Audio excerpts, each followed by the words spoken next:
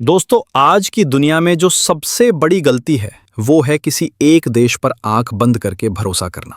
America दबाव बना रहा है, चाइना कंट्रोल दिखा रहा है और इसी बीच इंडिया चुपचाप अपने ऑप्शंस खोल रहा है। यूरोप से लेकर G7 तक और यूक्रेन से लेकर अफ्रीका तक आज की कहानी साफ है। इंडिया अब रिएक्ट नहीं कर रहा, इंडिया गेम बदल रहा। दोस्तों, आज की दुनिया में किसी एक देश पर आंख बंद करके भरोसा करना सबसे बड़ी गलती बन चुकी है और यही बात आज इंडिया सबसे अच्छे तरीके से समझ चुका है। दोस्तों, जब से डोनाल्ड ट्रंप की सरकार आई है, अमेरिका जो मन में आ रहा है वो करता जा रहा है।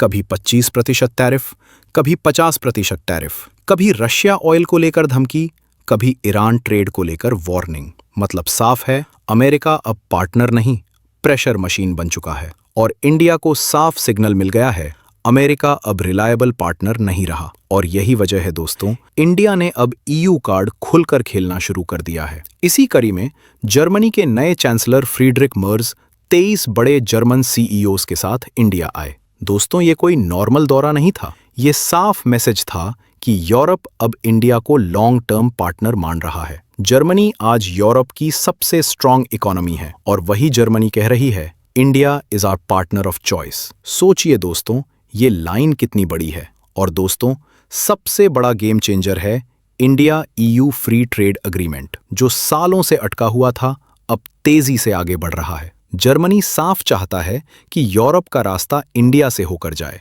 मतलब साफ है, अमेरिका टैरिफ से डराएगा तो यूरोप डील से जोड़ेगा और जर्मनी और इंडिया दोनों चाइना पर डिपेंडेंसी कम करना चाहते हैं, चाहे वो सेमीकंडक्टर हो, क्रिटिकल मिनरल्स हो या सप्लाई चेन। यानी अब इंडिया प्लस यूरोप एक ही साइड में खड़े दिख रहे हैं। फ्रांस के प्रेसिडेंट मैक्रोन आने वाले हैं, पोलैंड, लक्समबर्ग भी एक्टिव हैं।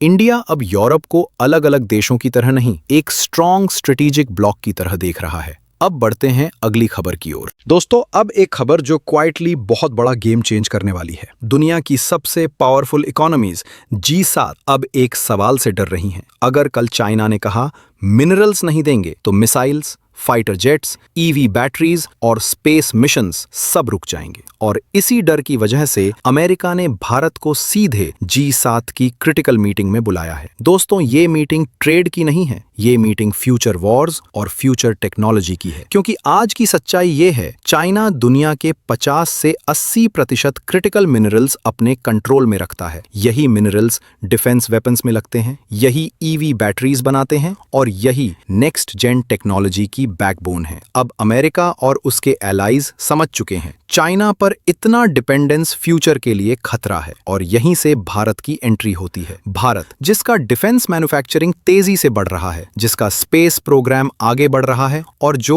EV रेवोल्यूशन की तरफ बढ़ चुका है। इसलिए G7 ने पहली बार भारत को सिर्फ मार्केट नहीं, स्ट्रेटेजिक पार्टनर की तरह बुलाया है। ऑस्ट्रेलिया को भी साथ लाया गया है क्योंकि उसके पास मिनरल्स हैं और भारत के पास मैन्युफैक्चरिंग पावर। दोस्तों, ये कोई नॉर्मल इन्विटेशन नहीं है, ये सिग्नल है कि ग्लोबल पावर स्ट्रक्चर में भारत की वैल्यू बदल रही है। आज चाइना दबाव बनाता है तो कल भारत बैलेंस बन सकता है। अब बढ़ते हैं अगली खबर की ओर। दोस्तों, अब एक खबर जो शांत दिखती है लेकिन इसके सिग्नल्स बहुत गहरे हैं। यूक्रेन के राष्ट्रपति वोलोदिमीर ज़ेलेंस्की का भारत विजिट अब सिर्फ चर्चा नहीं, पॉसिबिलिटी बन चुका है। ये बात किसी रूमर से नहीं आई है दोस्तों, ये बात खुद यूक्रेन के एम्बेसडर ने कही है। गुजरात में चल रहे वाइब्रेंट गुजरात समिट से सीधा मैसेज दिया गया है कि प्रेसिडेंट ज़ेलेंस्की इस साल भारत आ सकते हैं। अब दोस्तों, यहां जरा रुककर समझिए, ये विजिट सिंपैथी के लिए नहीं है, ये विजिट वॉर पर लेक्चर देने के लिए नहीं है। एम्बेसडर ने साफ कहा,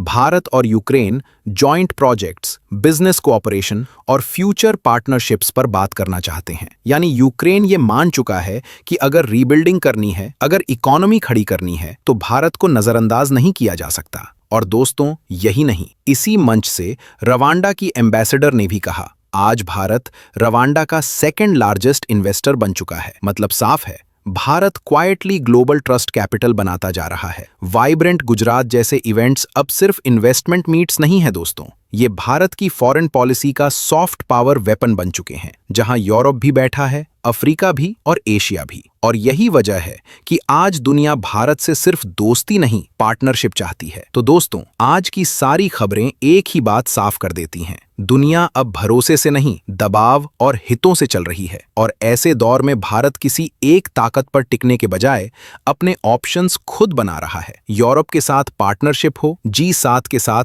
स्ट्रेटेजिक रोल हो, या यूक्रेन और अफ्रीका के साथ ट्रस्ट, भारत धीरे धीरे ग्लोबल बैलेंस का हिस्सा नहीं, बल्कि बैलेंस बनाने वाला देश बनता जा रहा है। अब सवाल बस यही है, क्या आने वाला दशक इंडिया का स्ट्रेटेजिक डेकेड बनने वाला है? कमेंट में अपनी राय जरूर लिखिए। वीडियो पसंद आई हो तो लाइक करें, शेयर करें और चैनल को सब्सक्राइब करें।